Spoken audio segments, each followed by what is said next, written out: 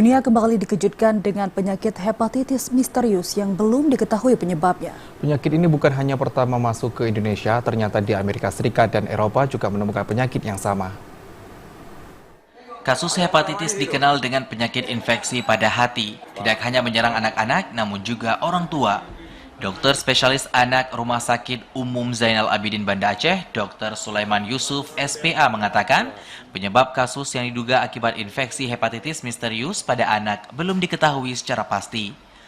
Tahap awal biasanya diobservasi terhadap gejala yang muncul seperti mual, muntah, diare, tidak nafsu makan, dan lemas. Yang paling khas lagi, badan, telapak tangan, mata, dan air seni tampak berwarna kuning. Apabila gejala semakin buruk, maka sebaiknya dirujuk ke RSUD ZA, tapi untuk transplantasi hati harus ke rumah sakit di Jakarta atau Surabaya. Obat-obatan namanya hepatitis drug induced. Ada lagi hepatitis karena keracunan. Keracunan makanan.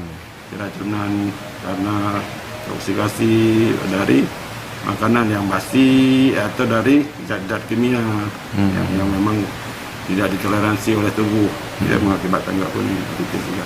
Ada lagi hepatitis pembawaan kongenital.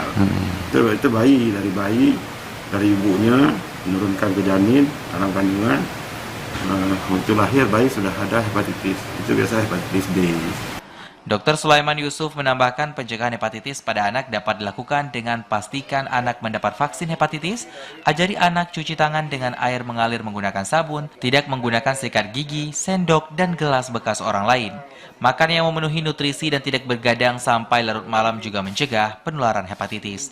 Dari Banda Aceh, Fajar Yana, TVRI melaporkan. Selama tahun 2020,